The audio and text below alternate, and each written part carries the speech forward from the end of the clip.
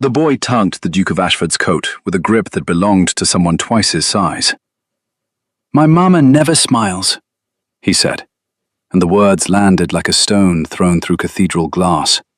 Sudden, irreversible, and aimed at exactly the wrong man.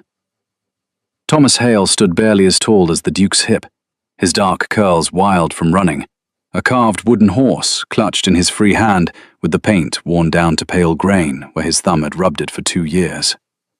He did not blink. He did not look away. He simply held the Duke's coat and waited, as though he had delivered a verdict and expected the sentencing to follow. Gabriel Ashford had been crossing the village square toward the saddler's shop, his mind full of rotting fence posts and delinquent tenants, and the 1,000 small failures his dead uncle had bequeathed him, along with the title. The spring air carried hawthorn blossom so thick it clung to his throat, sweet and almost cloying, and the mud beneath his boots was the soft, dark kind that meant the ground had only recently thawed. He looked down at the boy. The child's coat was clean, but mended at the elbow, his shoes scuffed, but whole. Someone was keeping him fed and clothed on very little. "She used to," Thomas added, as if this clarification changed the nature of the emergency. "Before Papa went to the angels. Now she just counts things." Gabriel crouched. The movement brought him level with the boy's face, and he could see the child's eyes, dark, serious, cataloguing him with the unsettling precision of someone who had learned to read adults for weather patterns. A breeze stirred the cherry blossoms along the stone wall behind them, scattering pink petals across the square like confetti at a funeral no one had been invited to. "What does she count?" Gabriel asked, because the question arrived before he could stop it. "Stitches, steps, windows." Thomas held up the wooden horse, turning it so Gabriel could see the careful carving. A mane made of tiny grooves, each one cut with a blade that knew what it was doing. "Papa made this. Mama says it's the last thing he finished." The words carried no self-pity. Children at this age did not yet know how to weaponize grief. They simply reported it, the way they reported that the sky was blue or that supper was late. Gabriel felt something shift in his chest, a tectonic movement he would not recognize until much later, as the first tremor of a commitment he had not yet made. "Where is your mama now?" Thomas pointed down the lane toward a cottage set back behind a low stone wall, where a woman sat on a wooden bench beneath an open window. Even at this distance, Gabriel could see the rigid composure of her posture, spine straight, shoulders squared, hands moving with mechanical precision over a piece of needlework stretched across her lap. The spring sunlight caught her hair, which was the color of dark honey, pinned simply and without ornament. She wore grey, not the dramatic black of fresh morning, but the exhausted grey of someone who had been grieving so long the color had simply leached out of everything she owned. She was beautiful. The realization hit Gabriel with the blunt force of a physical blow, not because he had been looking for it, but because it was so startlingly evident, even across 30 yards of muddy lane. The line of her jaw, the way her neck curved as she bent over her work, the unconscious grace of her fingers pulling thread through fabric. Beauty that did not perform. Beauty that simply existed, like good architecture, whether anyone was watching or not. "She doesn't know I'm here," Thomas said, with the conspiratorial gravity of a 5-year-old who had committed what he considered a significant act of espionage. Gabriel stood. His knees protested. He was 30, not elderly, but the damp spring air had opinions about joints, and he looked down at the boy who had just, with the devastating efficiency of childhood honesty, made someone else's grief his problem. "What's your name?" "Thomas Hale." The boy stuck out his hand. Gabriel took it. The handshake was solemn and wildly disproportionate, the child's fingers disappearing entirely inside Gabriel's broad palm. "And your mama?" "Mrs. Hale, but her name is Eleanor."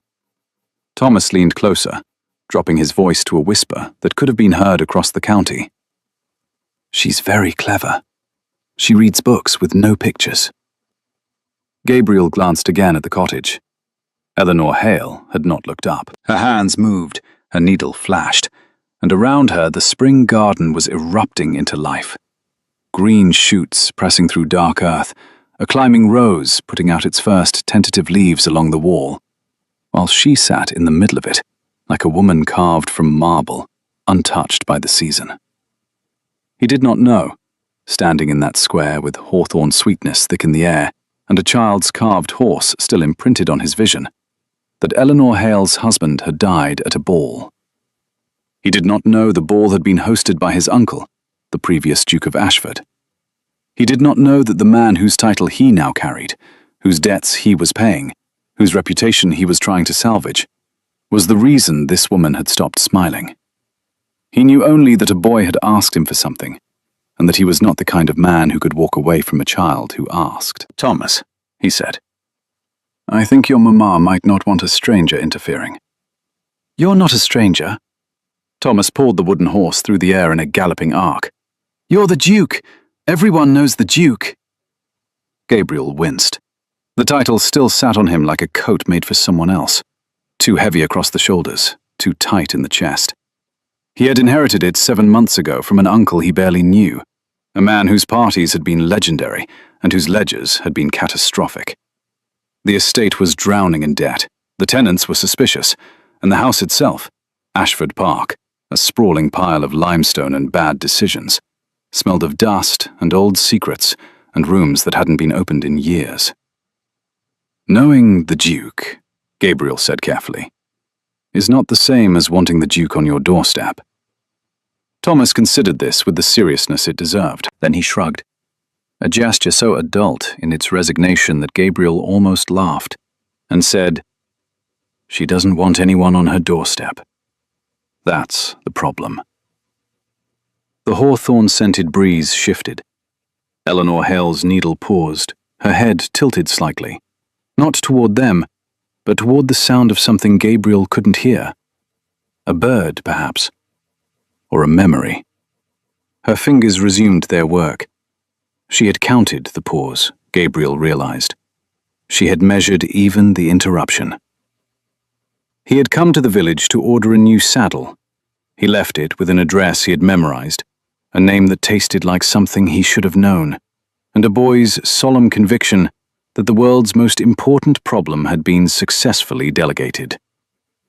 3 days later, Gabriel returned to the village under the pretense of inspecting the mill pond. He told himself this was estate management.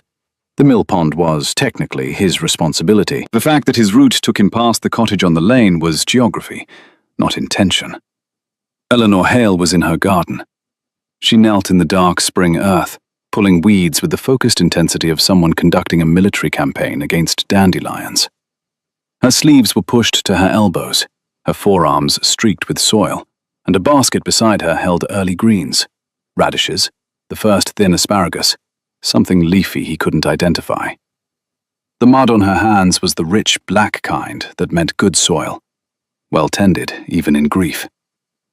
Thomas sat on the garden wall, swinging his legs and narrating the progress of his wooden horse across the stone surface. The horse was apparently engaged in an elaborate journey involving a dragon, a baker, and something Thomas called the incident with the pudding. Gabriel stopped at the gate. His shadow fell across the path, and Eleanor looked up. Her face was extraordinary in stillness. Not blank, far from it. Every feature was precisely controlled, each muscle held in conscious position, the way a musician holds a difficult chord. Her eyes were grey-green, the colour of river water over stones, and they assessed him with a directness that made his skin prickle. She did not smile. She did not frown. She simply looked at him and waited. And the waiting had the quality of a fortress that had been under siege long enough to find the experience tedious. "Mrs. Hale." He touched his hat. I know who you are." She rose from her knees in a single fluid motion, brushing earth from her skirt with hands that did not hurry. "The new Duke of Ashford. Your fences along the North Meadow are in disrepair. Your tenants are owed a drainage ditch that was promised 3 years ago. And your mill pond," she glanced toward the lane he'd come from, "is a 1/4 mile in the opposite direction." Gabriel's prepared speech, something about neighbourly concern and the general welfare of the parish, evaporated like morning frost. "You're well informed," he managed. "I live here." She picked up her basket. Radishes shifted against asparagus with a soft, earthy rustle. "When you live in a place, you notice what the people who own it neglect." The sentence landed with surgical precision. Gabriel felt it open a small, clean wound somewhere in the vicinity of his pride. She had not raised her voice. She had not inflected. She had simply stated a fact, and let the fact do the cutting. Thomas appeared at the garden wall, waving his wooden horse. "That's the Duke, Mama! I told you about him!" "You did." Eleanor's hand found her son's head, fingers moving through his curls with the automatic tenderness of long practice. She counted something. Gabriel saw her lips move, a silent enumeration, and then she looked at him again. "What do you want, Your Grace?" The question was not hostile. It was worse than hostile. It was precise. It carried the weight of a woman who had learned that men with titles wanted things, and that the wanting rarely benefited anyone but themselves.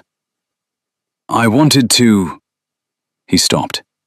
The honest answer was, "I wanted to see if a boy was telling the truth." The polite answer was a lie he couldn't quite assemble under the direct fire of her grey-green eyes.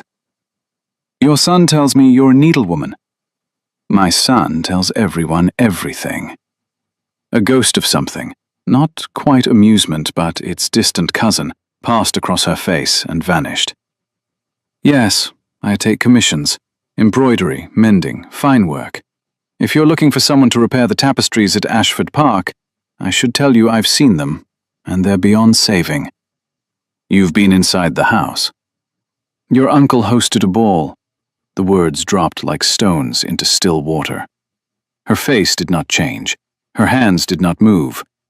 But something happened behind her eyes. A door closing. A lamp being extinguished. And when she spoke again, her voice carried the flat precision of someone selecting exactly which bone to break. 2 years ago, I attended. I left. The tapestries were rotting even then. She did not say what else had happened at that ball. She did not say that her husband had gone upstairs with a group of men to play cards and had not come back down alive. She did not say that the doctor had called it apoplexy, that the convenient diagnosis had been accepted without question, that Thomas Hale, a man of 32 who could split logs and carry his son on his shoulders for miles, had supposedly collapsed from a weak heart in a room full of the Duke's guests, while his wife waited downstairs counting the minutes until he returned. She said none of this. She picked up her basket and stepped back from the gate. "Good afternoon, Your Grace." "Mrs. Hale." "The mill pond is that way." She pointed. Her arm was steady, her finger precise, and the dismissal was so complete that Gabriel felt the garden gate between them solidify into something more substantial than wood and iron. Thomas waved from the wall. "Goodbye, Duke." Gabriel walked away. The hawthorn was blooming all along the lane, its white flowers clustered thick as lace against dark branches, and the smell of it followed him back to Ashford Park, where he stood in the entrance hall surrounded by his uncle's dust and his uncle's debts, and the lingering question of what had happened at a ball he had never attended, in a house that was now, inexplicably, his. He went to the library. It was a cold room, books lining walls that hadn't been dusted in months, windows shuttered against light that might damage spines no one was reading. Gabriel pulled open the shutters. Spring sunlight fell across the desk in a golden wash, illuminating dust motes that spun like tiny planets, and he sat down in the chair that still bore the imprint of his uncle's larger frame, and began looking through the household records for the guest list of a ball held 2 years ago. He found it at the bottom of a drawer, beneath bills of sale and a receipt for 60 bottles of champagne. The guest list was written in his uncle's secretary's cramped hand, 243 names. He ran his finger down the columns. Hale, Mr. Thomas, attendee. Hale, Mrs. Eleanor, attendee. No notes, no annotations. Just names on a list, as though the evening had been unremarkable. But a man had died, and his wife had stopped smiling, and a boy carried a wooden horse like a talisman against a grief he was too young to understand. And Gabriel sat in his uncle's cold library with hawthorn drifting through the open window, and felt the first stirring of something that was not quite suspicion and not quite guilt, but lived in the territory between them. He returned to the cottage 4 days later with a commission, a real one. He needed cushion covers for the library chairs, which had been eaten by moths and were hemorrhaging horsehair. It was a legitimate need, but it also provided a reason to stand at Eleanor Hale's gate while she examined the fabric samples he'd brought was, he told himself, coincidence operating at maximum efficiency. She met him in the garden again. Thomas was building something elaborate with sticks and stones near the wall, his wooden horse supervising from a strategic position atop a mossy rock. The afternoon was warm, the first truly warm afternoon of spring, and Eleanor had shed her grey shawl, revealing a dress of faded blue that made her eyes look less like river water and more like sea glass, smoothed by years of tumbling. Cushion covers. She took the samples from his hands without touching his fingers.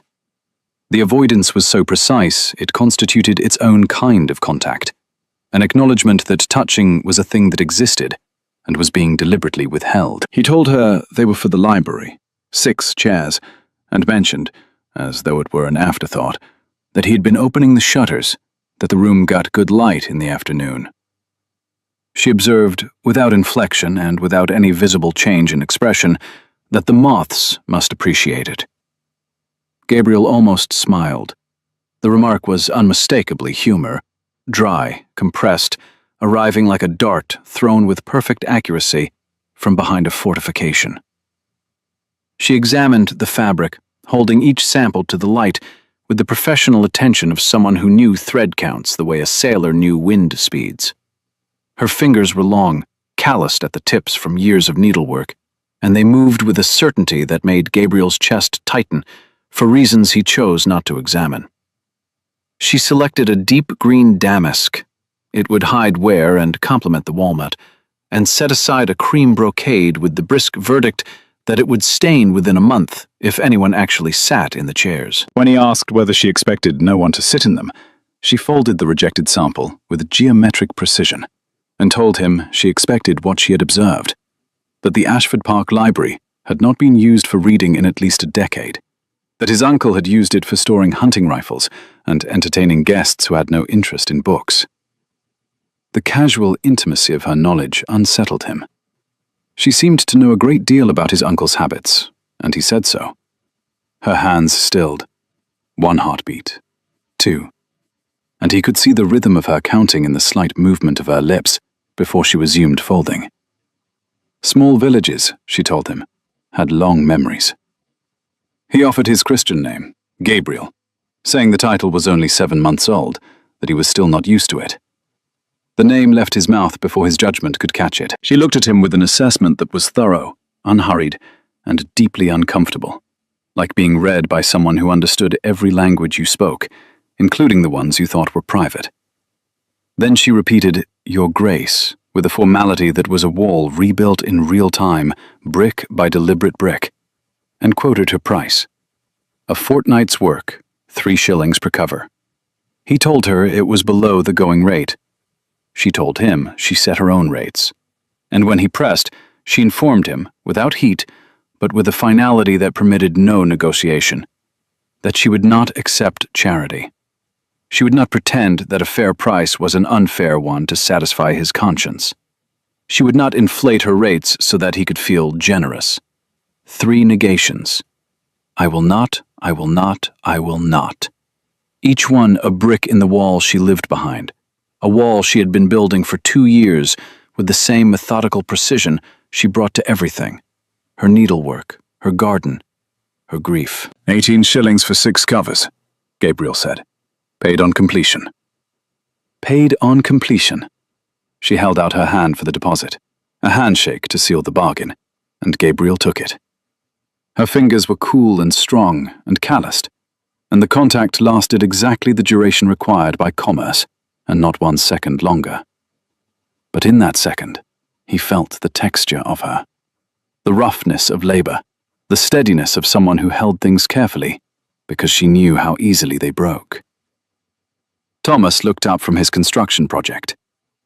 "Are you staying for tea?" "Thomas?" Eleanor's voice carried a warning that was somehow also tender. "It's polite to offer," Thomas informed her, with the righteous confidence of a child who has recently been instructed in manners and is now wielding them like a weapon. "Your son has a point," Gabriel smiled. "My son has many points. Not all of them are relevant." But something happened at the corner of her mouth. A twitch, a tremor, the muscular memory of an expression she hadn't used in 2 years.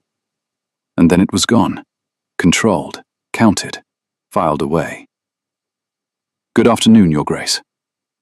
He left with an order placed and a handshake remembered, and the distinct, unsettling sensation that Eleanor Hale had read his intentions more clearly than he had read them himself. Over the following week, Gabriel found reasons. The fences needed checking. The ones near her cottage first, naturally. The drainage ditch the tenants had been promised ran, by remarkable coincidence, along the edge of the lane where she walked to the village each morning. He was not following her. He was managing his estate. The fact that estate management repeatedly placed him in her vicinity was a commentary on property lines, not on his heart. He met her at the village shop on a Wednesday, where she was purchasing thread, and he was purchasing nothing in particular with tremendous conviction. She was examining a skein of silk, the color of spring leaves, holding it near the window where the light could show its true depth, and the sunlight caught the fine hairs along her forearm and turned them gold. He asked about the green thread, cushions perhaps, appearing beside her with what he hoped was casual spontaneity, and suspected was transparent desperation. She told him, without looking up, that it was for a christening gown, Mrs. Aberford's daughter, a commission she had taken before his. When he expressed surprise at the range of her work, she informed him with quiet finality that she did everything. That was what happened when you were the sole provider for a household of 2. Her fingers selected skeins with the precision of a woman who had measured and counted her way through 2 years of survival. 4, 5, 6. And she turned to the shopkeeper to place them on her account. Mr. Davies glanced at Gabriel with the expression of a man who knew exactly what was happening and was enjoying it enormously. The spring sunlight filtered through the bottle glass window, casting green and gold patterns across the wooden floor, and the shop smelled of sizing and lavender sachets, and the quiet industry of a village that conducted its business at the pace of seasons. Then she asked about the library. The question surprised Gabriel so thoroughly that he answered honestly, told her it was cold, even with the shutters open, that the fireplace drew badly and the chairs were uncomfortable, that he had been reading there every evening because it was the only room in the house that did not feel like a mausoleum. The admission came out rough and unguarded, and he watched her receive it with the focused attention of someone solving a problem they had not been asked to solve. Her fingers sorted thread with unconscious precision, blue from green, silk from cotton, and she diagnosed the issue with the certainty of an architect identifying structural failure. The flue needed sweeping. The draft came from a servant's passage behind the east wall, a door that did not seal, papered over by his uncle rather than repaired. She had noticed it at the ball. The ball. There it was again, dropped into conversation like a stone into a well, followed by silence and the long wait for impact. Gabriel asked if she had been in the library that night, and the composure that had held through every previous exchange shifted. Not anger, but something older and harder. Exhaustion, perhaps, or the particular weariness of someone who has looked for answers in every room of a house and found none of them satisfactory. She told him she had been in every room during the ball. She had been looking for her husband. The shop went quiet. Mr. Davies had developed a sudden fascination with his inventory ledger. The sunlight trembled on the floor, and the dust motes spun in the silence. She gathered her purchases before Gabriel could respond, counted the parcels, 1, 2, 3, and left the shop with the composure of someone who had just sliced open a vein and was pretending the blood was someone else's. Gabriel stood among the bolts of fabric and the hanging skeins, and the smell of sizing and lavender sachets, and understood, with the clarity of someone who has just been punched in a very specific place, that Eleanor Hale's grief was not abstract. It was architectural. It had rooms and corridors and a locked chamber at its center, and the ball at Ashford Park was the key she carried, but could not turn. He went home and opened the library's east wall panel. Behind the faded wallpaper, exactly where she had said, he found a servant's door with a broken seal. Cold air streamed through the gap, carrying the smell of stone and old plaster, and the peculiar stale sweetness of rooms that had been closed too long. He also found, wedged beneath the door's lower hinge, a cufflink. Silver, engraved with initials he did not recognize. T.H. Thomas Hale. The dead husband. In a passage behind the library wall, in a part of the house guests had no reason to visit, during a ball where he had supposedly been playing cards upstairs, Gabriel held the cufflink in his palm. It was cold and heavy, and it asked a question he did not yet have words for. But the question had the shape of, why was this man in this passage? And the shadow of, what happened to him here? He pocketed the cufflink. He repaired the door seal, and he sat in his uncle's library as the spring evening turned the windows to amber and gold, surrounded by books he wasn't reading, holding a dead man's silver between his fingers, and feeling the cold certainty that the house he had inherited contained rooms he had not yet opened. The cushion covers arrived on the 9th day, carried by Thomas, who delivered them with the ceremonial gravity of a herald bearing dispatches. "Mamma says the green turned out well." Thomas set the package on the library table and immediately began exploring the room with the systematic thoroughness of a 5-year-old who has been given unsupervised access to interesting territory. He ran his hands along book spines, peered into the empty fireplace, pressed his nose against the window glass where spring garden was visible. Green lawn, gravel paths, the first roses putting out buds along the south wall. "She won't come in." Thomas said this without looking up from his exploration. "She says Ashford Park has enough ghosts." Gabriel opened the package. The cushion covers were immaculate, the green damask fitted and sewn, with stitches so uniform they looked mechanical, the corners precise, the finishing invisible. He ran his thumb across the fabric. This was not mere competence. This was mastery made invisible, skill so refined it erased its own effort. Gabriel crouched to the boy's level and asked about the ball, the one here 2 years ago. What did his mama say about it?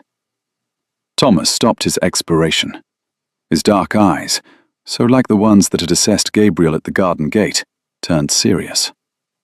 He clutched the wooden horse, thumb finding its worn groove. "She did not talk about it," Thomas told him, with the matter-of-fact clarity of a child who has catalogued adult behavior without understanding it.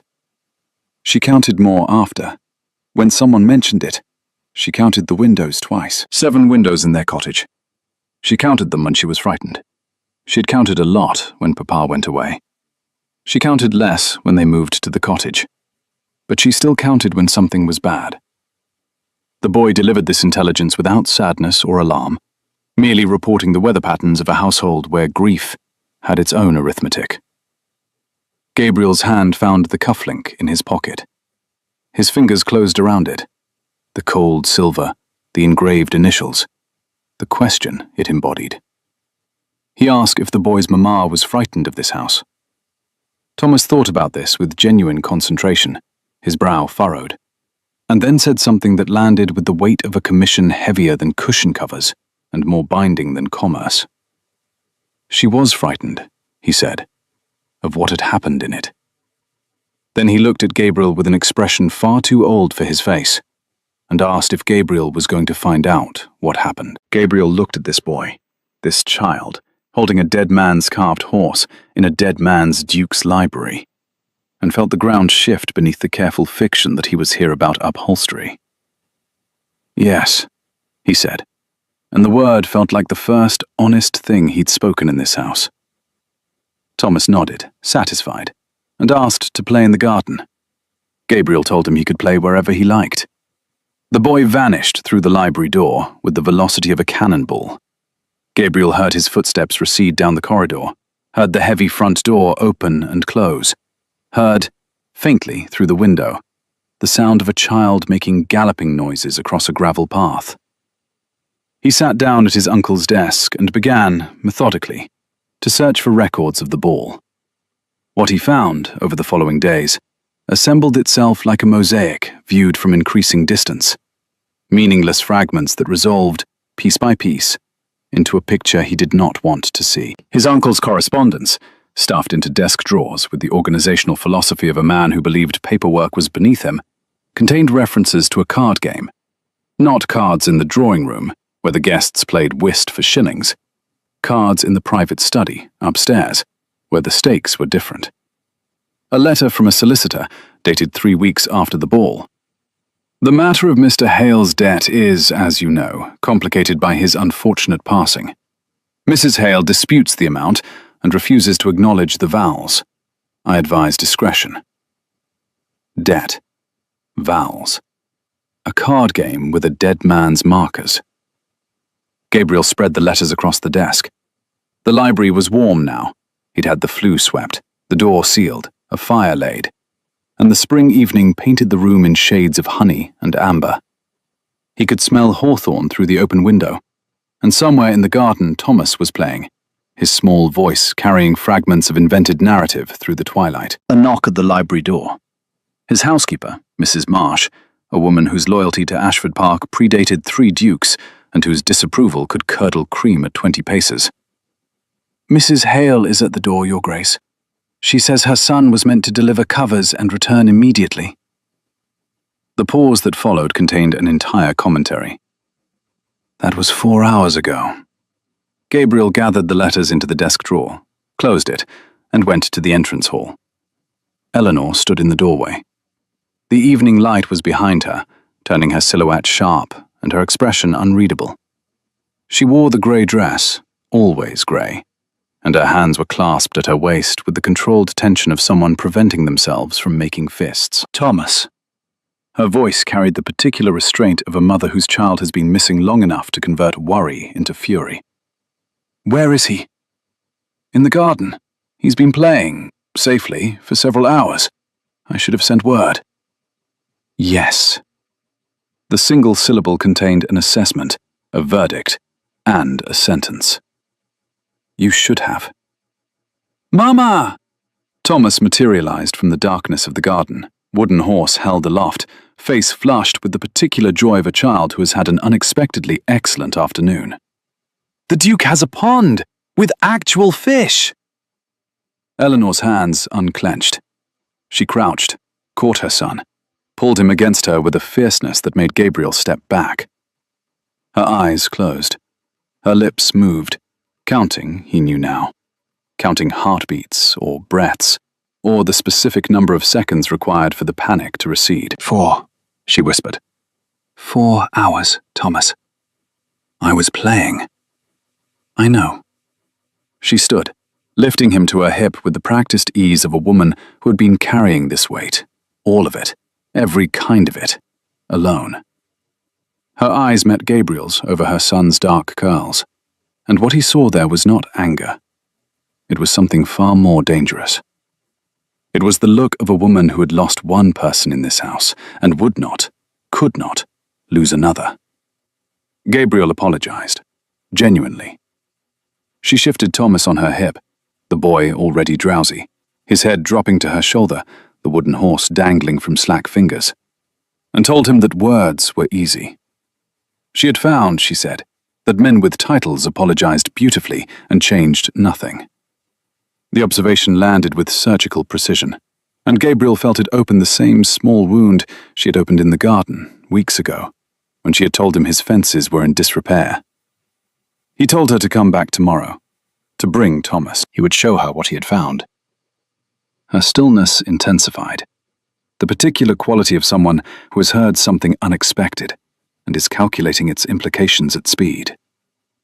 She asked what he had found, and he told her, in the library, about the ball, about her husband. The cufflink was in his pocket, and the letters were in his desk, and the question was in the air between them. The evening went very quiet. The hawthorn breathed its sweetness into the space between them. Thomas slept on his mother's shoulder, his small body rising and falling with her controlled breaths. And Eleanor Hale stood in the doorway of the house where her husband had died, and looked at the man who had inherited it with an expression that was not hope. She had burned through hope 2 years ago, but was something adjacent to it. Curiosity, perhaps, or the particular alertness of someone who has been counting days and has just been told the number might mean something after all. "Tomorrow," she said, after Thomas's lessons. He offered to have tea prepared. She turned, and the gravel crunched under her shoes.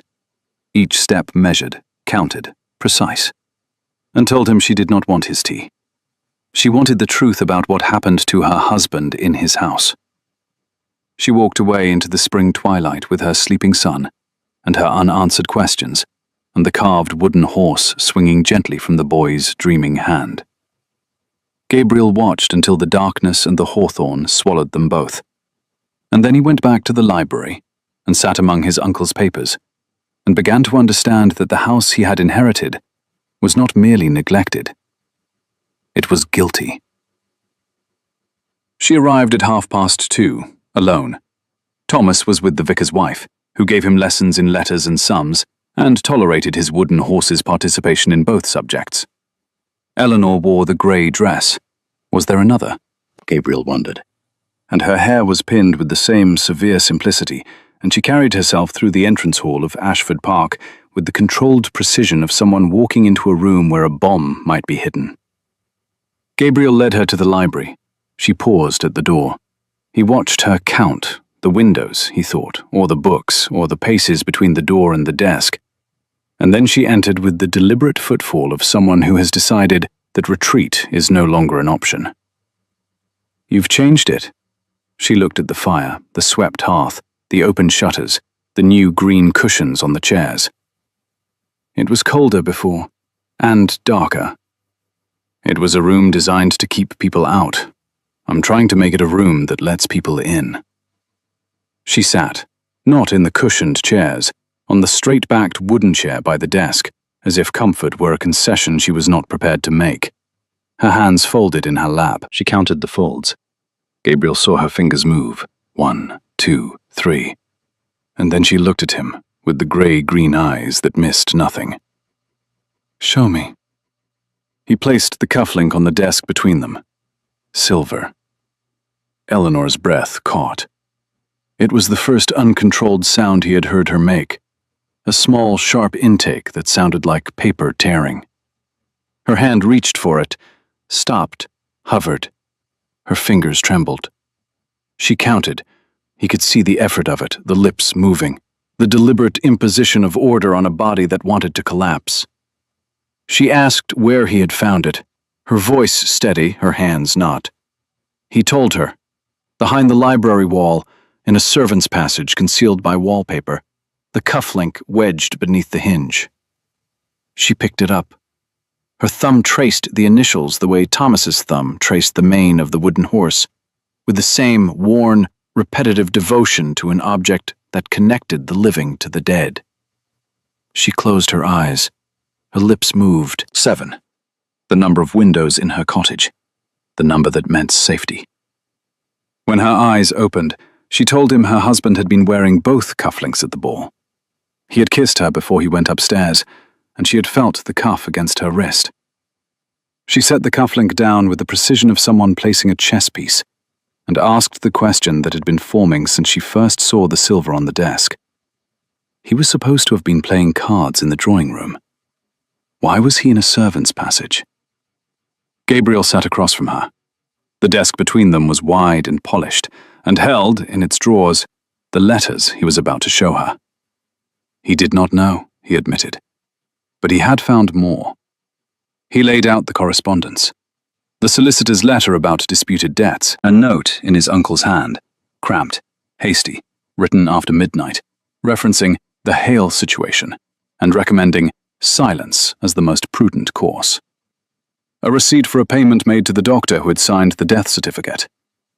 Eleanor read each document with the focused stillness of a woman who had been asking questions for 2 years and was finally receiving answers. Her finger traced lines, paused, moved on. She did not cry. She did not exclaim. She simply absorbed, and the absorption had the quality of a rising tide, quiet, inevitable, and capable of enormous force. She looked up from the solicitor's letter with the expression of someone who has found the keystone and knows the entire arch is about to shift. His uncle had paid Dr. Melford, she said, 50 guineas, for a death certificate that said apoplexy. Her voice was level, but her hands had found each other, fingers interlocking, knuckles white. Her husband had been 32. He could carry Thomas on his shoulders for 3 miles without stopping. He had not died of a weak heart. Gabriel met her eyes and confirmed it. He did not believe he had. The silence that followed was not empty. It was crowded, with implications, with grief reshaping itself from sorrow into something sharper, with the terrible gravity of a suspicion confirmed.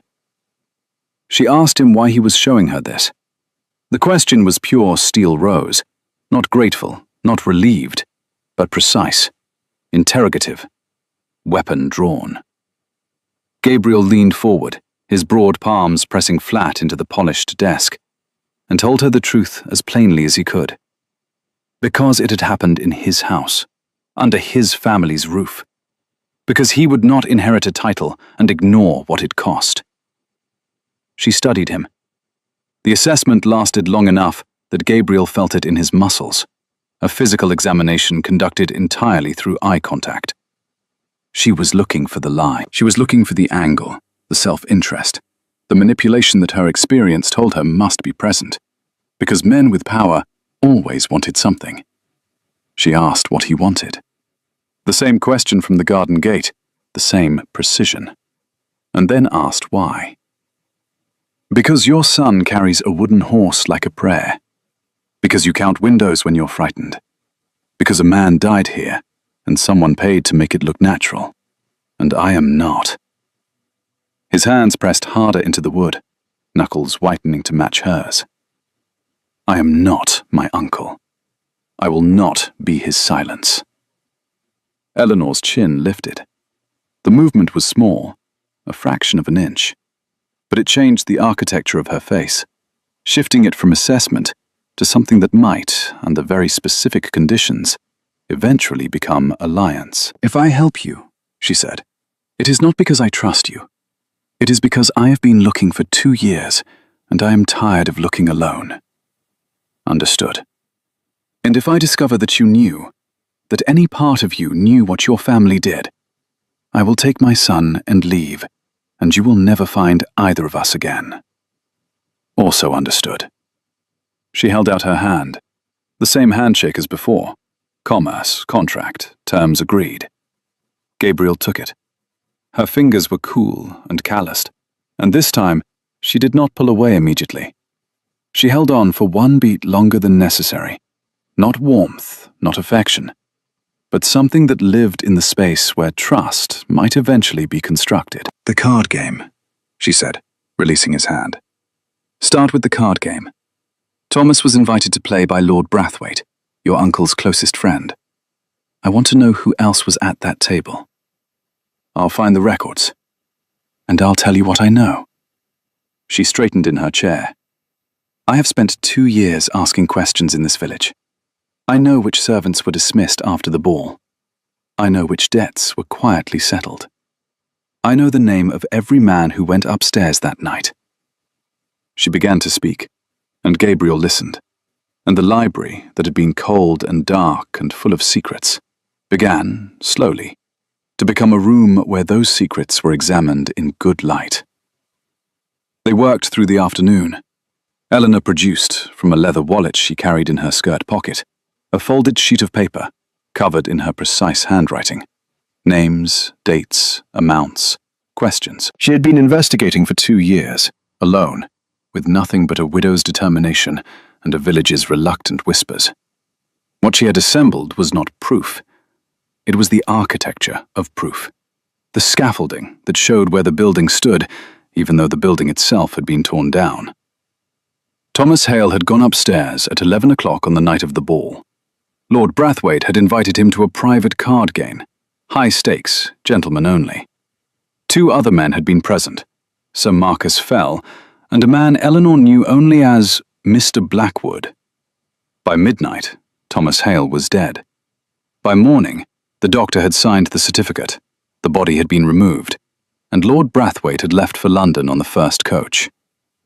Eleanor pressed her finger against the solicitor's letter and walked him through what she had pieced together. The solicitor claimed Thomas had owed money, card debts, vowels. But Thomas had not gambled. He had hated cards. Her jaw tightened as she said it. Someone had constructed a debt to explain why he was upstairs, to make it seem as though he had chosen to be there. Gabriel pointed out that the doctor's payment, 50 guineas, represented a year's income for a country physician. A year's income, she told him, was the price of a lie. And for the first time, he saw behind the composure, the exhaustion, the fury, the 2 years of grief compounded by the knowledge that grief was not enough, that someone owed her more than grief, that someone owed her the truth. They agreed they needed to find Blackwood. Eleanor stood, and the afternoon had darkened while they worked, spring clouds moving in from the west, the library's warm light suddenly precious against the grey pressing at the windows. She needed to collect Thomas, she said, and moved toward the door. She paused at the threshold, turned. The library's firelight caught the line of her jaw, the curve of her neck, the particular way her hair escaped its pins at the temple. She was beautiful in this light, fierce and weary and undefeated, and Gabriel felt something lurch in his chest that he recognized as dangerous, and did nothing to prevent. She told him she would come tomorrow, that she would bring the household accounts from the week after the ball. 3 servants had been dismissed. All 3 had received severance pay tripled the normal amount. Silence money, Gabriel thought, and the phrase settled in the room like a verdict. She observed, almost smiling, the muscles engaging, the corners lifting a fraction before the expression was captured, counted, controlled, that silence was expensive. But he had seen the ghost of the smile, the ghost of the woman she had been before grief had taught her to count everything, trust nothing, and lock every smile in a room she no longer visited. She offered her Christian name as she left, Eleanor, saying that if they were investigating a death together, formality seemed excessive. The name arrived quietly, like a door being left unlocked rather than opened. Gabriel tested it. It sat in his mouth like something valuable, a word that cost something to give and something to receive. She left. The library smelled of hawthorn and old paper, and the particular warmth of a fire that has burned for hours in a room that had been cold for years. Gabriel sat in the green cushioned chair she had refused to use, and held the cufflink, and thought about a woman who counted windows, and a boy who carried a wooden horse, and a question that was growing larger with every answer they found. They fell into a pattern. Eleanor came to the library every afternoon while Thomas had his lessons. She brought her documents, her lists, her questions. Gabriel brought his uncle's correspondence, his household records, his growing certainty that the man whose title he carried had been, at best, complicit in a terrible wrong. They worked across the desk, she on one side, he on the other, papers spread between them like a country where the borders were still being drawn. She was methodical. He was intuitive. She found patterns in numbers. The amounts didn't add up. The timing was too convenient. The payments stopped exactly when the questions did. He found patterns in behavior. Why this servant was dismissed. Why that door was sealed. Why the entire east wing had been closed after the ball and never reopened. He told her one afternoon, watching her cross-reference 2 ledgers with the speed of someone born toward it, that she thought like a magistrate. She did not look up. She thought, she told him, like a woman who had been lied to. Liars left tracks. You simply had to know what you were looking for. And what she was looking for was a name. The last man who had been in the room when Thomas died. His uncle was dead. Brathwaite was in London and would not receive her letters. Fell had died the previous winter. Convenient, since he had been the most likely to talk. Blackwood was the last thread. Gabriel offered to write to London. The title sat on his tongue like a coin he had not yet spent. He had access, he said, to resources his uncle had never used for anything useful. Eleanor heard the word resources and recognized it for what it was. He meant power. He meant the ability to make inquiries that a widow could not. Her chin lifted, and she informed him, her voice steady, precise, devastating, that she had made inquiries a duke would never think to make. She had spoken to laundresses, stable boys, kitchen maids. She knew what had been served at that card game. She knew the servants had heard raised voices after midnight. She knew that someone had left through the servants' passage, the same passage where he had found the cufflink, at approximately 1 in the morning. There was one witness she had not reached, a Mrs. Cooper, a former housemaid, who shut her door each time Eleanor knocked. The woman was afraid, Eleanor said, her voice flat with the frustration of someone who understood fear and resented it anyway. Afraid of what Brathwaite's money had bought, and unwilling to break that contract for a widow with no authority behind her. She had not needed a title for any of it, except perhaps for that one locked door. Gabriel held her gaze and acknowledged it. She had not needed one. He was not suggesting she had. He was suggesting that together they might find what neither of them could find alone. The word together landed between them. Eleanor's hands stilled on the ledger. She counted. He saw the rhythm, the lips moving, the familiar ritual of self-regulation. And when she looked at him again, something in her expression had shifted. Not softened, realigned. She would work with him, she said, but with conditions. She laid them out with the precision of a woman drafting terms of surrender, though in this case, it was alliance. She would see every document, every letter, every response. He would not decide what she needed to know. Thomas would never be involved. He would not hear conversations about his father's death, would not see the evidence. He knew Papa had gone to the angels, and that was sufficient. And when they found the truth, when, not if, she would decide what happened with it, not him. Gabriel agreed to each condition as it arrived, and he understood that they were not requests. They were the terms of a woman who had learned, through 2 years of trying to be heard while the world insisted on her silence, that control was not given. It was taken, held, and defended. "One more thing," she said. "I will not come to this house on the anniversary. April 27th.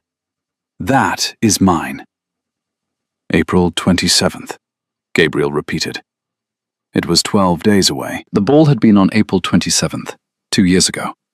The night her husband went upstairs and did not come back. The night she counted minutes in the ballroom, waiting, while something happened in the rooms above her that would remove her smile, like a surgeon removing a nerve. 12 days, she said, and he heard her count them, the weight of each one, the particular density of time when it carries a memory that cuts. She left. The library was warm and alive with their afternoon's work.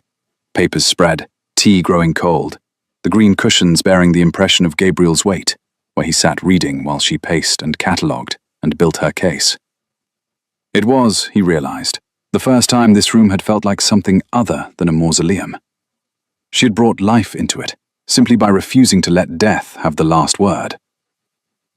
Thomas appeared at the library door the next morning, wooden horse in hand, face radiant with the particular joy of a Saturday without lessons. "Mama says I can play in the garden while she works with you." "She's here. She's counting your roses." Thomas disappeared into the corridor. His voice echoed back. "She says they need pruning." Gabriel found Eleanor in the garden, examining the rose beds with the critical eye of a woman who understood that neglect in April meant disaster in July. The morning was bright and warm, the first truly warm morning of spring, and she had, for the first time, shed the grey. She wore a dress of pale blue, faded but clean, and the change was startling. She looked less like a monument to grief and more like a woman standing in a garden in spring, alive, present, noticing the color of things. "Your gardener is incompetent," she said by way of greeting. "I don't have a gardener." "That explains the roses." She crouched by a bush, her fingers finding the dead wood with professional certainty. "This one could be saved. These two are beyond help. This one—" She paused, her hand on a branch that had put out a single green shoot, impossibly bright against the grey wood. "This one is trying." Gabriel crouched beside her. The proximity was closer than they had ever been, close enough to smell her, which was not perfume, but soap and garden earth, and the clean, honest smell of someone who worked with their hands. Her breath moved the fine hairs at her temple. You could see the faint line of a scar below her left ear, nearly invisible, the kind that came from a childhood fall and stayed forever. "Let it try," he said, and meant something else entirely. She looked at him. The distance between their faces was measured in inches and in years. Years of her grief, years of his ignorance. The space between a woman who had been lied to and a man whose family had done the lying. Her eyes held his, grey-green and searching, and Gabriel felt the moment stretch and thin and become something that could not be taken back. "The shoot is strong," she said, looking at the rose, "but the rootstock is old. It needs support." "Then we'll support it." She stood. The moment, whatever it had been, was counted, catalogued, filed, but not discarded.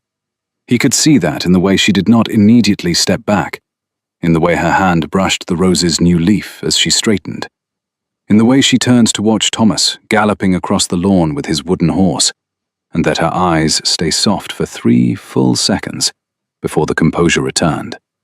She reasserted business then, the East Wing. He had said it was closed since the ball. Sealed, he confirmed. His uncle had the doors locked and the keys removed. She said they needed the keys, and the statement had the force of an order given by someone accustomed to being the only strategist in the room. They spent the morning searching the house.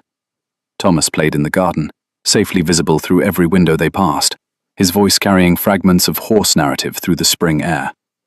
Eleanor moved through Ashford Park with the controlled focus of someone revisiting a crime scene, touching walls, counting doors, noting details Gabriel had walked past 100 times without seeing. She stopped at the end of the east corridor and identified the door, papered over with wallpaper that almost matched the surrounding wall. Almost. This was the card room, she told him.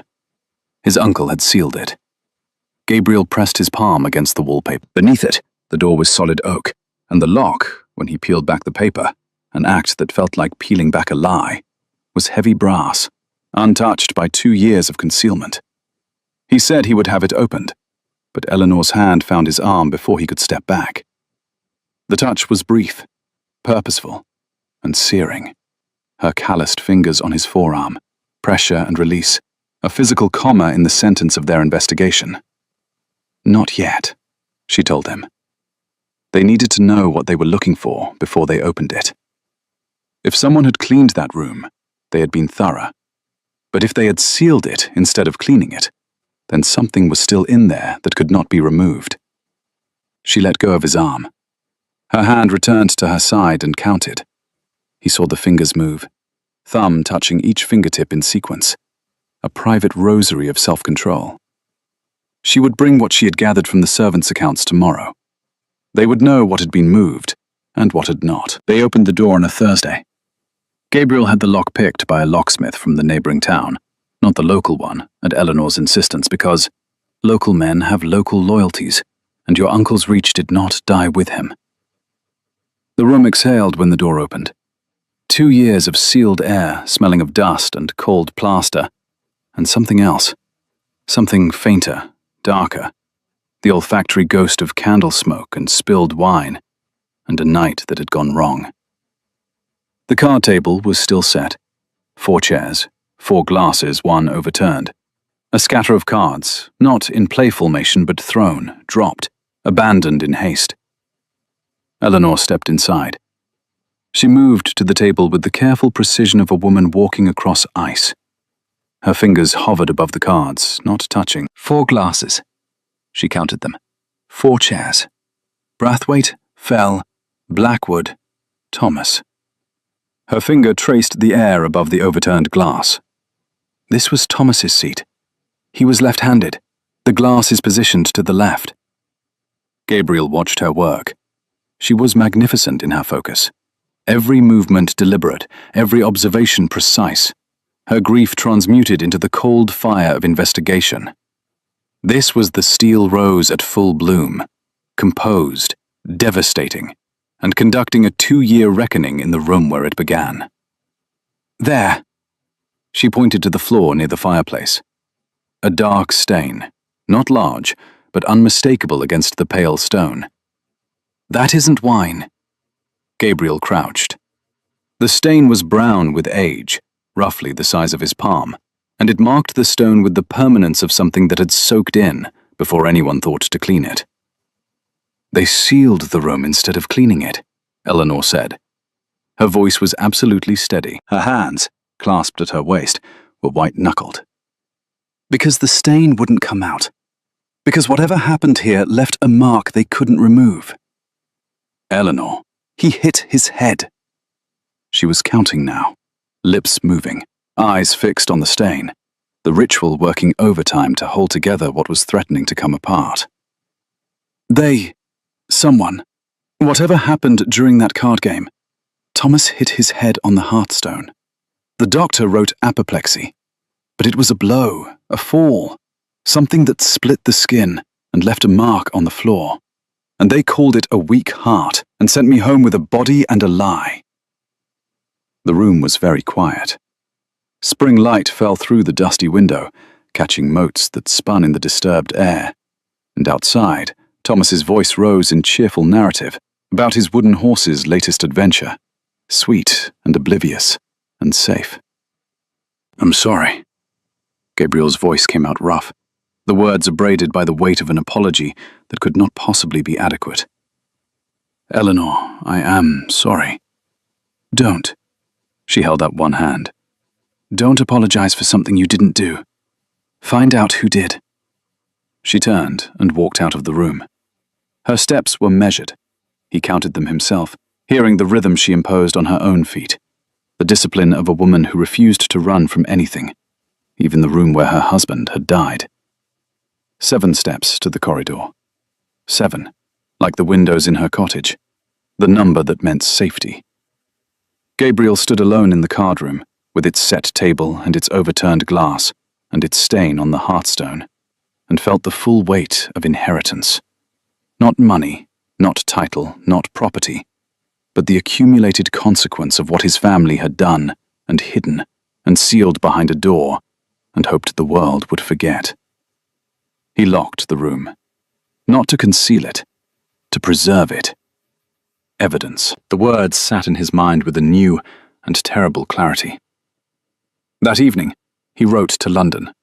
2 letters, one to a solicitor he trusted, requesting information on a Mr. Blackwood connected to Lord Brathwaite's circle. Another to Brathwaite himself, formal, precise, the kind of letter that made clear the new Duke was not his uncle, and that silence was no longer a viable strategy. He posted the letters at dawn. The hawthorn along the lane was at its peak now, every branch heavy with white blossom. The scent so thick, it seemed to have weight and texture. And Gabriel walked through it, thinking about a woman who counted 7 windows, and a room that had been sealed for 2 years, and the growing, inescapable certainty that making Eleanor Hale smile again meant first making her weep.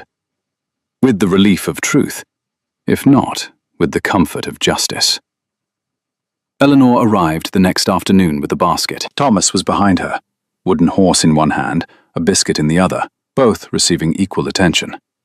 She set the basket on the library desk between a stack of ledgers and a pile of correspondence and told him, with the blunt authority of a woman who had kept a household alive on very little, that if they were going to work, they should eat. He looked, she informed him, like he had not slept. He admitted he had not. She unpacked the basket without further commentary. bread, cheese, early radishes from her garden, a pot of something that smelled of honey and lemon, her hands moving with the efficient precision of someone who had been feeding people on very little for long enough to make it look effortless. She ordered Thomas to wash his hands. Thomas protested their cleanliness. She observed that they were holding a biscuit and a horse and repeated the instruction. Thomas departed with the martyred sigh of a child who has been grievously wronged by hygiene. Eleanor watched him go, counted his footsteps, 7 to the corridor, and then turned to Gabriel with an expression that was, for the first time, not assessment. It was concern. She said he had read the letters, not a question. All of them. Everything in the desk, the study, the estate office. He rubbed his face. His jaw was rough with overnight stubble, and his shoulders ached from hunching over documents and the library, despite its warmth, felt close and heavy with what he'd learned. My uncle was not a good man, Eleanor. I know. No, you know he was complicit. What I found, the extent of it. He stopped, drew a breath. The card game was rigged.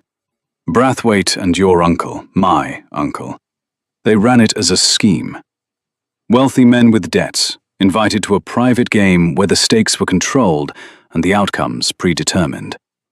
Your husband was targeted because he had just inherited his father's land. They wanted the property. Eleanor sat. This time, she chose the cushioned chair, the green one by the fire, and the choice felt significant. She was no longer a visitor conducting business at a desk. She was a partner, settling in for a long conversation in a room that had become, against all probability, theirs. The land, she said. Her voice went flat. Of course, the 30 acres along the river. She knew about it. Her Thomas, her husband, had received it 3 months before the ball. His father's estate. It bordered Ashford Park. Her counting fingers moved, thumb to forefinger to middle, the rosary of self-control. His uncle had wanted that land, she told him, had tried to buy it from her father-in-law for years. And when her husband inherited it, he had been invited to a card game, where he was given debts he did not incur, in a room where he conveniently died, and the land became available at auction 6 months later. His uncle bought it, at a fraction of its value. The silence that followed was the loudest thing Gabriel had ever heard. It contained 2 years of grief reorganizing itself around a new axis. Not sorrow, but fury. Eleanor Hale's composure did not break. It hardened. Her spine straightened, her chin lifted. Her eyes, grey-green and luminous in the firelight, took on the quality of a blade being drawn from a sheath. She told him she wanted the land back. Gabriel said it was hers. She blinked, the only visible sign of surprise, a single interruption in the rhythm of her counting, a fraction of a second where the composure flickered and something raw showed through. He owned it, he explained. It had come with the estate. He would sign it over tomorrow. She told him she had not asked for charity. He told her it was not charity. It was restitution. The land had been stolen. He was returning it. She asked if there were conditions, without strings, without anything owed. He leaned forward, forearms on his knees, and looked at her with the particular directness of a man who has decided that honesty is the only currency that matters. Eleanor, my family took your husband. They took your land. They took your smile. I cannot undo the first. I am undoing the second. The third.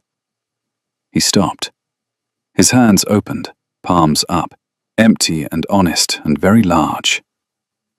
The third isn't mine to give or take. It's yours.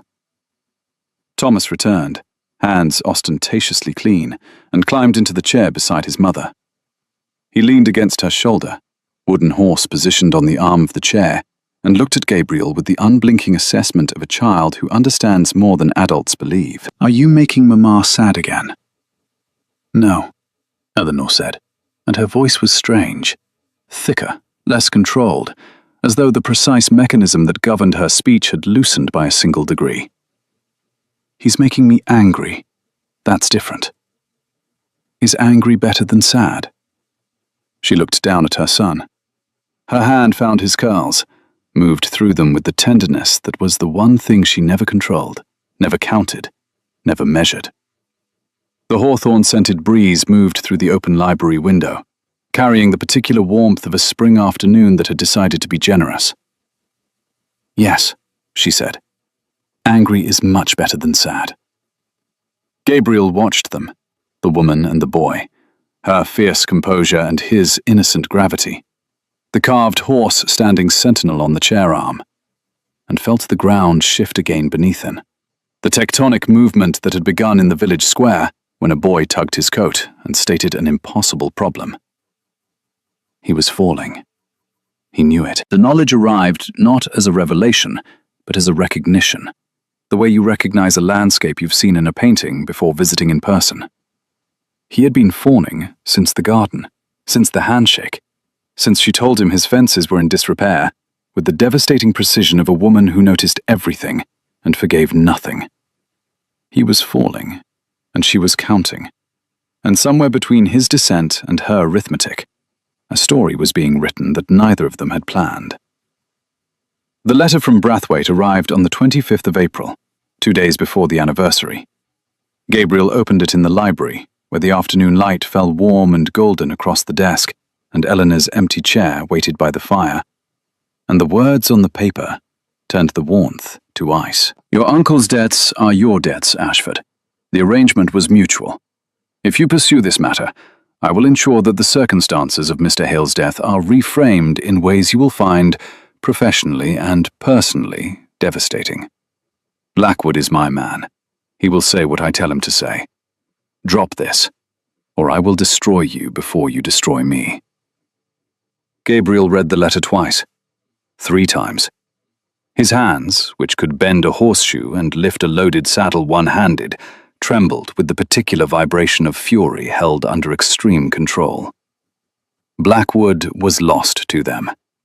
Brathwaite's man, bought and scripted, a witness who would testify to whatever version his master required.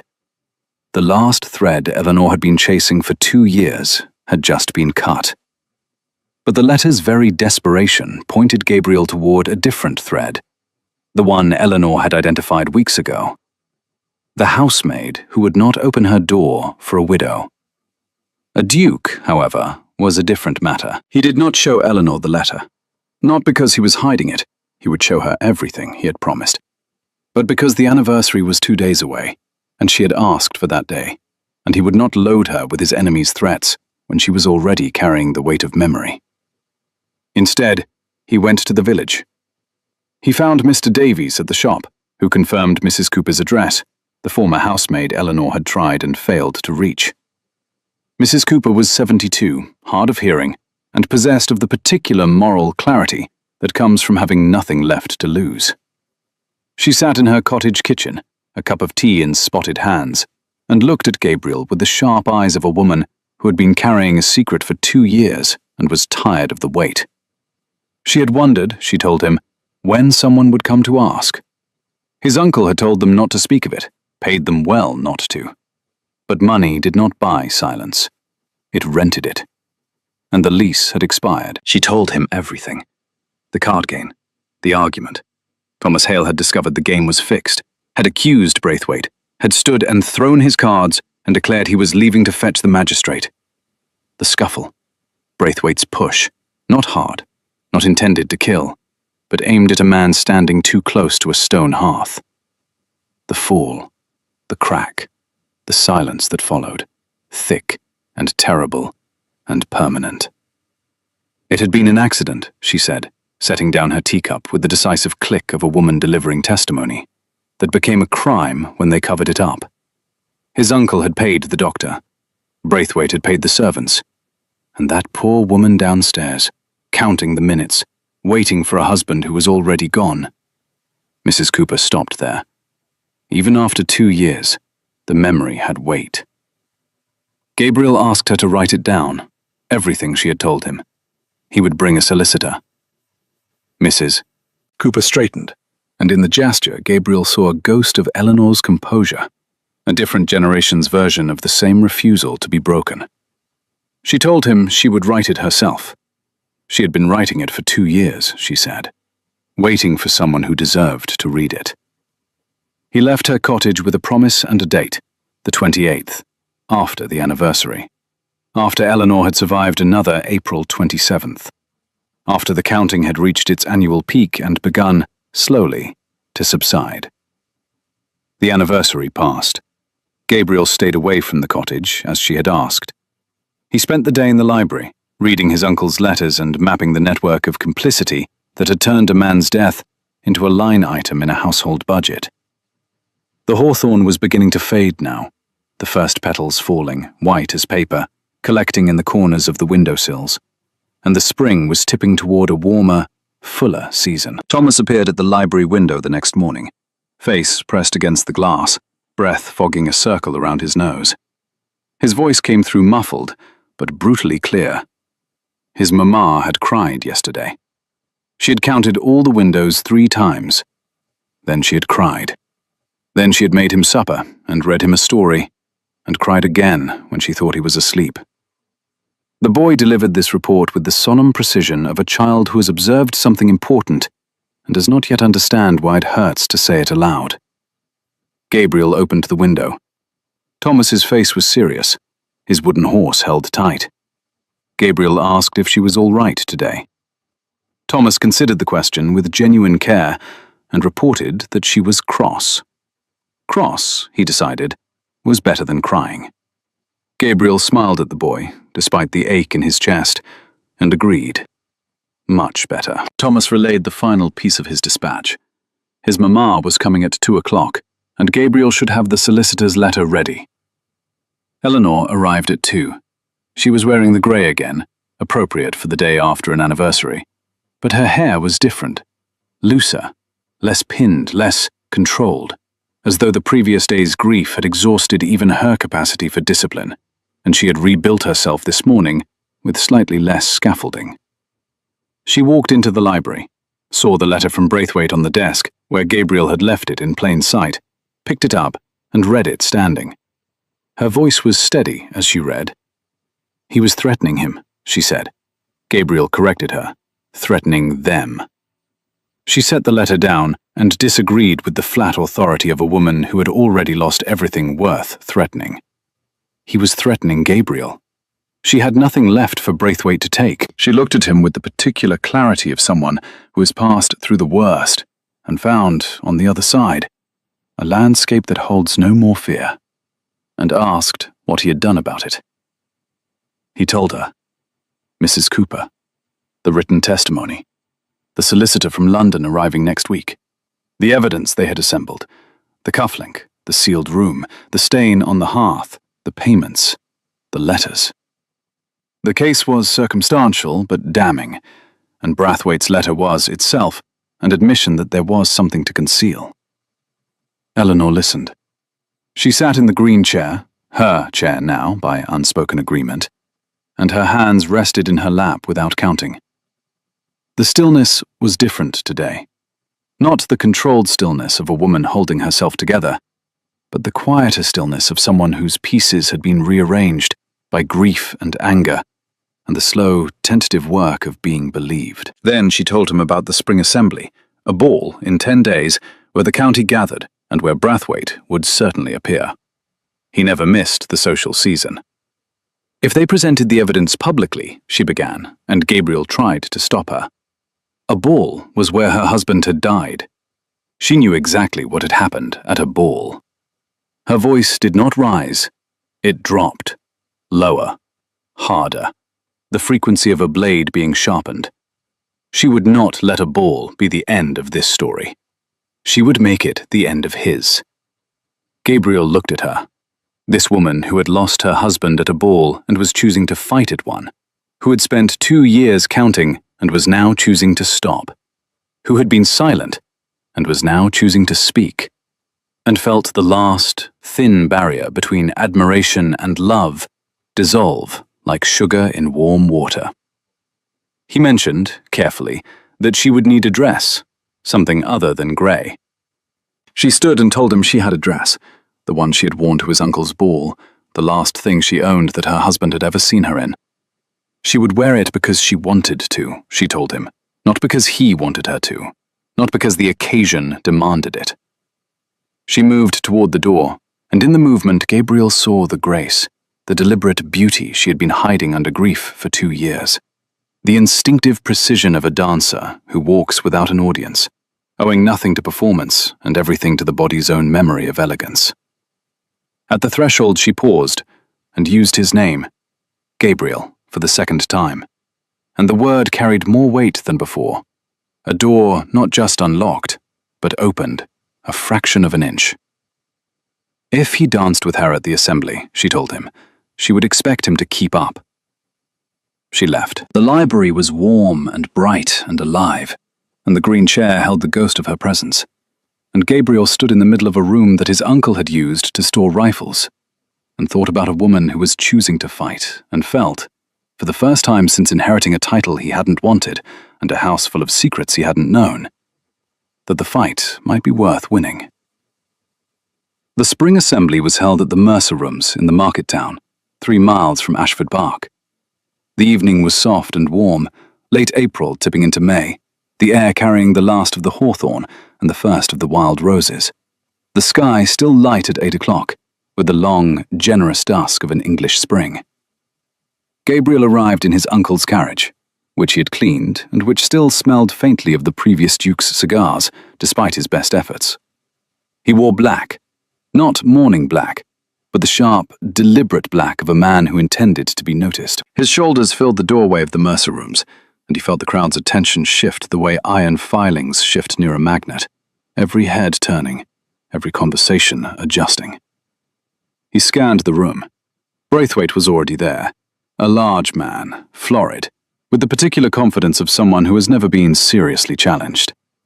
He stood by the punch bowl, holding court, and when he saw Gabriel, his smile tightened by exactly the amount that confirmed every suspicion. And then Eleanor arrived.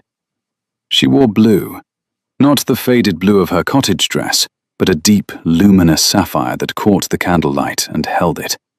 A gown that had been made for a different life, cut to follow the line of her waist and the sweep of her shoulders, with the unmistakable authority of a dress that knows it is beautiful, and requires no one's permission to prove it. Her hair was pinned with a single silver comb, her husband's last gift, Gabriel would learn later, and the line of her neck above the neckline was enough to stop a conversation, which it did, in 3 separate corners of the room simultaneously. She was magnificent. The word arrived in Gabriel's mind without permission and settled there with the permanence of a monument. Not merely beautiful, magnificent. The beauty she had been muting for 2 years under grey wool and controlled composure was, tonight, fully deployed. Not for anyone, not for the room, for herself. She walked toward him. Her steps were measured, not counted, but measured. The difference between control and captivity. And when she reached him, she looked up into his face with an expression that made his lungs forget their function. "You shaved," she observed. "You noticed. I notice everything." She took his arm. Her fingers settled on his sleeve with the particular weight of someone making a choice, and making it publicly. "Is he here?" "By the punch bowl." "Good." She did not look at Braithwaite. She looked at the room, the chandeliers, the musicians tuning in the gallery, the county's best families arranged in their hierarchies of silk and self-importance. And she counted nothing. For the first time since Gabriel had known her, her lips did not move, her fingers did not tap, and her eyes did not catalogue. She was simply present, and the presence had the quality of a storm that has gathered its forces and chosen its direction. They danced. Gabriel was adequate. He had been taught at school and had practiced enough to avoid catastrophe. But Eleanor was extraordinary. She moved through the figure with the precise grace of someone whose body remembered joy even when her mind had forbidden it, and the muscle memory of happiness carried her through the steps while the room watched and wondered and whispered. "You dance like someone who used to love it," Gabriel said, turning her. "I danced with Thomas, every Saturday evening, in the kitchen." Her voice was steady, but her eyes were bright. "He was terrible. He stepped on my feet constantly." "I'm trying very hard not to." "I know." And something happened. A flash, a tremor, a crack in the composure that she did not immediately repair. Her mouth curved. Not a smile, not yet, but the precursor, the geological event that precedes the earthquake. "You're managing." The music ended. They stepped apart, and Gabriel felt the absence of her hand on his arm, like the removal of something load-bearing. Brathwaite approached. His smile was the kind that had teeth behind it, social, practiced, and entirely predatory. "Ashford." The name was pronounced the way one pronounces a debt. "And Mrs. Hale. I wasn't aware you were acquainted." "We are." Eleanor's voice carried the flat precision of a woman selecting exactly which bone to break. "The Duke has been very helpful in settling my husband's affairs." Brathwaite's smile thinned. "Affairs? Yes. Poor Thomas. Such a shock." He turned to Gabriel. "I hope you received my letter." "I did." Gabriel stepped closer. The movement placed his body between Brathwaite and Eleanor, not because she needed protecting, but because the positioning sent a message that even a man with Brathwaite's self-regard could read. "I found it clarifying." "Clarifying." Brathwaite repeated the word as though checking it for traps. "Clarifying." Eleanor stepped around Gabriel, placing herself in Brathwaite's direct line of sight with the deliberate positioning of someone who refuses to be shielded. "As was the card room, which we opened." The color left Brathwaite's face with the speed of water leaving a cracked vessel. His composure held. He was, after all, a man who had concealed a death for 2 years. But beneath it, something buckled. The card room was sealed. It was. Eleanor's voice had not risen above conversational volume. Around them, the assembly continued. Music, laughter, the clink of glasses. But a space was forming. The particular clearing that appears in a crowd when they sense confrontation, the way animals sense weather. "I found my husband's cufflink. I found the stain on the hearth. I found the glass he was drinking from when someone pushed him." "You're making accusations. I'm stating facts." She stepped closer. The movement was small, 6 inches perhaps, but it carried the force of someone who has spent 2 years in siege and has decided to sortie. "My husband was 32 years old. He could carry our son on his shoulders for 3 miles. He did not die of apoplexy. He died on a hearthstone in a room full of men who covered it up and paid a doctor to make it disappear." The room had gone quiet. Not silent. The musicians still played, the candles still guttered. But the conversational hum had dropped to a frequency that meant everyone was listening, or pretending not to. Braithwaite's eyes darted to Gabriel. "Ashford, choose your next word very carefully." Gabriel's voice was quiet. The quiet of a large man who does not need volume to communicate threat. "Because it will determine what happens next." Braithwaite swallowed. His eyes found the room, found the faces watching, found the county's collective attention focused on a conversation he could not escape without confirming every accusation by running from it. "This is not the place," he began. "No." Eleanor's composure was absolute. She did not raise her voice. She did not tremble. She stood in the middle of a ballroom, the same kind of room where she had last seen her husband alive, and she did not count a single window. The place was Ashford Park. The card room. April 27th. And you were there, Lord Brathwaite. You were there when my husband died. Mrs. Cooper was there too. She remembers. She's written it down. The name hit Brathwaite like a physical blow. Mrs. Cooper. The housemaid he'd paid to forget, whose silence he had rented, whose lease had expired. Ashford. Brathwaite's voice had lost its social register. It was raw now, urgent. The voice of a man who has run out of masks. You don't know what you're doing. I know exactly what I'm doing. Gabriel placed his hand over Eleanor's, where it rested at her side. Not a possessive gesture, a partnership. His broad palm covering her calloused fingers, his warmth meeting her composure, and the contact was visible to the room, and intended to be. I'm correcting a wrong my family committed, under my family's roof, in my house. It was an accident.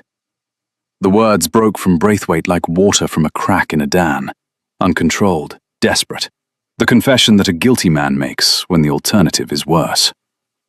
He fell. He was angry and he stood up and he fell against the hearth, and it was an accident. The room heard it. The county heard it. 200 people in their best clothes, holding their punch cups and their opinions, heard Lord Brathwaite admit that Thomas Hale had not died of apoplexy, that the death certificate was a lie, that a man had fallen and died and been buried under paperwork and silence for 2 years. Eleanor's hand turned beneath Gabriel's. Her fingers found his and held, not counting, not measuring, just holding. The simple human act of reaching for another person when the ground has shifted, and you need to know that someone is standing on it with you. An accident, she repeated. Her voice carried across the silent room with the clarity of a bell. That you concealed, that you paid to hide, that you allowed me to grieve without the truth for 2 years, while my son asked why his papa went to the angels, and I had no answer that was not a lie. Brathwaite opened his mouth, closed it. The assembly watched, and the weight of their watching was a judgment more devastating than any court could deliver. I will have the truth on record, Eleanor said. I will have the death certificate corrected. I will have the land returned, which the Duke has already done. And I will have your public acknowledgement that my husband was a good man, who died because he discovered your fraud and had the courage to refuse it. Her voice did not waver. Her hand did not shake. She stood in a room full of people, beautiful in blue, holding the hand of a man whose family had wronged her, and she did not count a single thing. She did not need to. The numbers had resolved. The equation was balanced. The answer was in the room, and it was listening. Brathwaite left. He walked out of the assembly without speaking, and the crowd parted for him, with the unconscious precision of people who have identified which side of history they prefer. Gabriel turned to Eleanor. The music had stopped. The room held its breath. Her face was... he could not have described it. Not triumphant, not relieved, something older and more complex. The expression of a woman who has set down a weight she has been carrying for so long that its absence is itself a sensation, unfamiliar and overwhelming. Eleanor. Not here. She released his hand. The composure was returning, but different now, lighter. A garment chosen rather than armor required. Take me home, please. They left the assembly. The night air was warm and sweet. Wild roses and the last hawthorn, grass and turned earth, and the particular clean smell of an English spring evening. The carriage was waiting. Gabriel handed her in, and she sat in the darkness of the cab, and for the first time since he had known her, she was quiet. Not counting quiet, not controlled quiet, simply quiet. The way a house is quiet after a storm has passed, and the shutters have been opened, and the rooms are filling with new air. The carriage stopped at her cottage. The windows were lit. Thomas inside, safe with the vicar's wife, probably narrating his wooden horse's evening adventures. Eleanor sat for a moment, looking at the light. 7 windows, she said. I've counted them every night for 2 years. I know. I counted them because I was afraid. Because if I counted them and they were all there, then the house was still standing, and Thomas was still inside and we hadn't lost anything else. Her voice was barely above a whisper. I don't want to count them anymore. Gabriel reached across the darkness of the cab. His hand found hers. Calluses and cool skin, and strong fingers that had built a life from needlework and grief and the kind of courage that doesn't announce itself. He held her hand, and she let him, and the not counting was its own kind of revolution. You don't have to. I know. She looked at him. In the carriage's darkness, her eyes caught the light from the cottage windows. 7 points of gold, still counted by habit, but no longer by fear. Gabriel. Eleanor. I am not ready to smile. The honesty was absolute. The steel rose stripped to its root. I am not ready to be happy. But I am, for the first time in 2 years, ready to stop being afraid. He raised her hand to his lips. The kiss was brief, his mouth against her knuckles, the roughness of her skin, the intimacy of a gesture that asked nothing and offered everything. She did not pull away. She turned her hand, and her fingers touched his jaw. A moment of contact that was tender and deliberate and devastating in its simplicity. Come inside, she said. Thomas will want to show you what he built today. He's been talking about it all week. Gabriel followed her into the cottage, and Thomas was there, pink-cheeked and delighted, and holding up an elaborate construction of sticks and stones that he had built in the garden and transported inside with the determined logistics of a military campaign. The wooden horse stood at the center of the construction, which Thomas identified as a castle for brave horses. It has 7 towers, Thomas informed Gabriel. 1 for each window. Eleanor's breath caught. She looked at her son. This boy who had counted his mother's fears without knowing what they were, and had built them into towers and called them brave.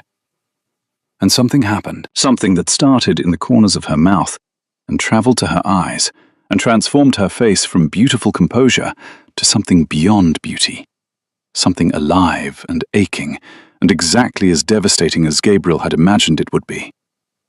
She smiled. Not the ghost of a smile, not the controlled flicker she had allowed in the garden, quickly captured and filed. A real smile.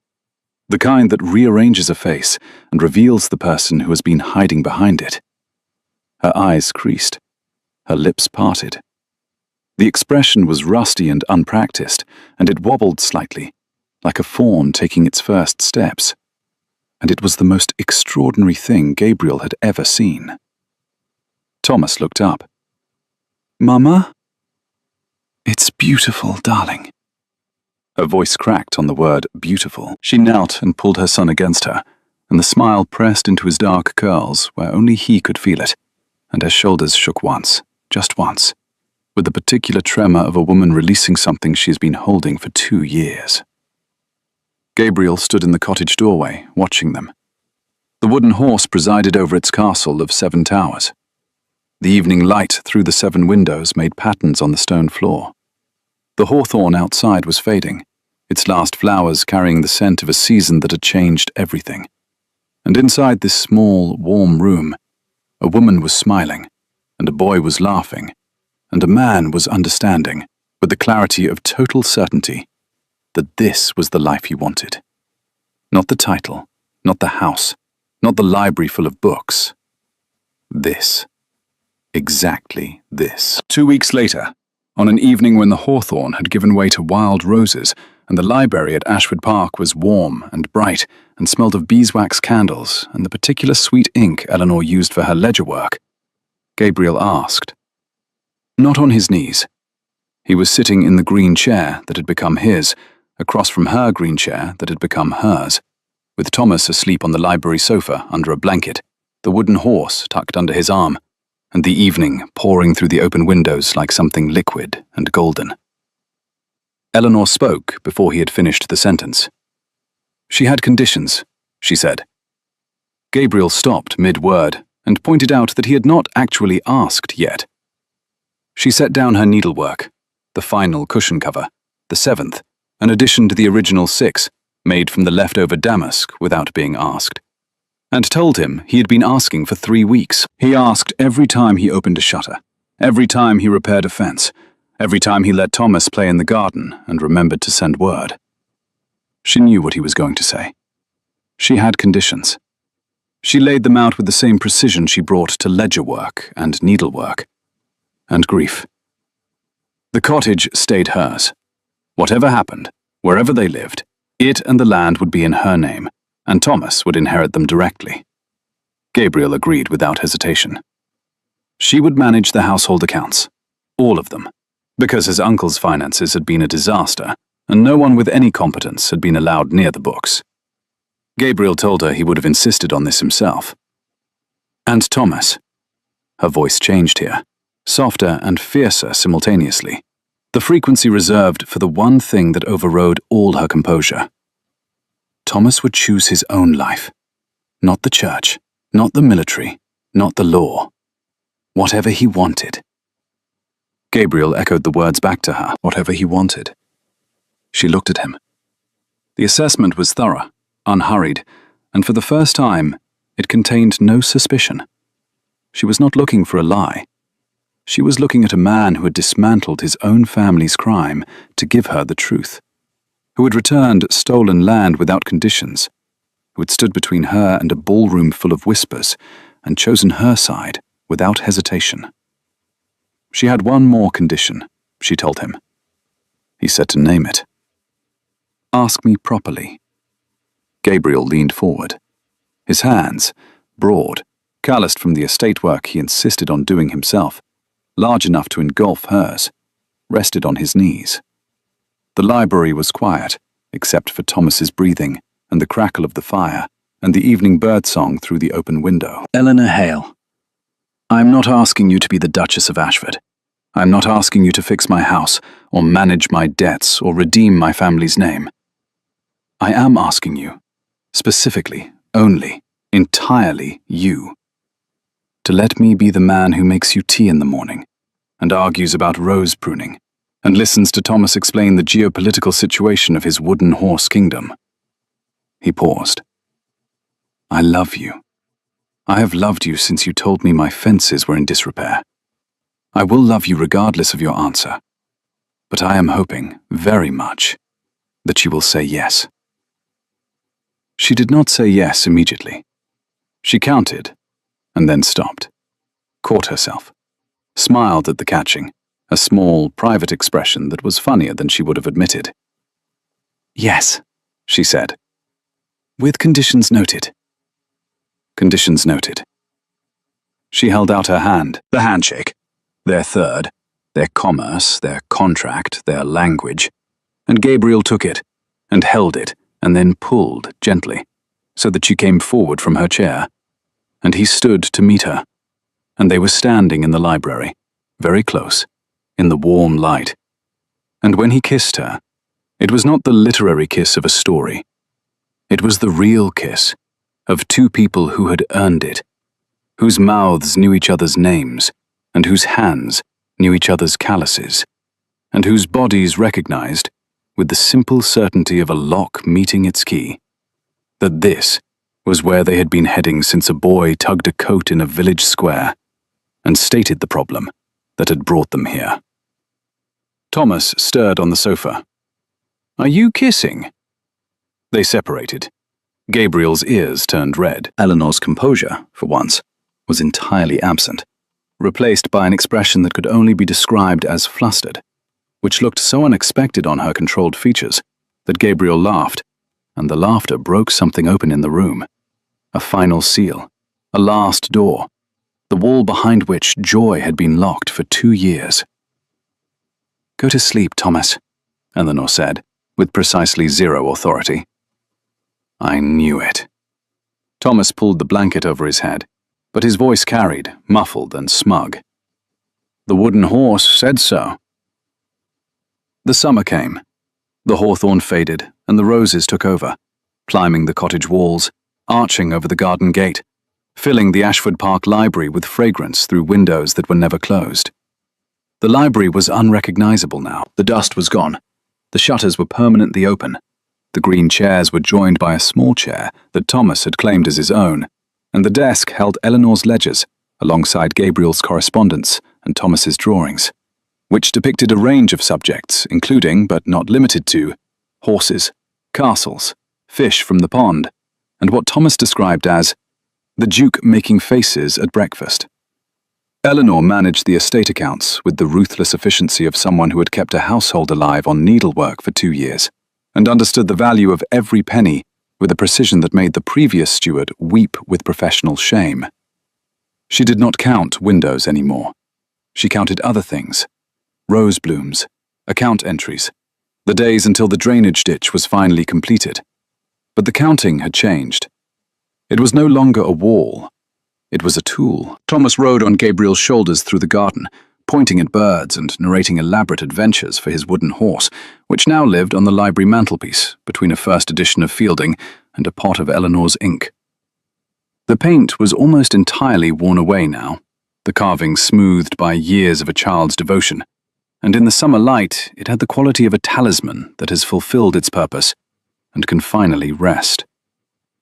On a warm evening in July, when the wild roses were heavy with bloom, and the air smelled of cut grass and honey, and the particular sweetness of a season that has decided to be generous, Eleanor sat in her green chair in the library that had once been cold and was now the warmest room in the house, and she looked up from her needlework, a christening gown, this one for herself, for news that was still a secret between her and Gabriel and the midwife.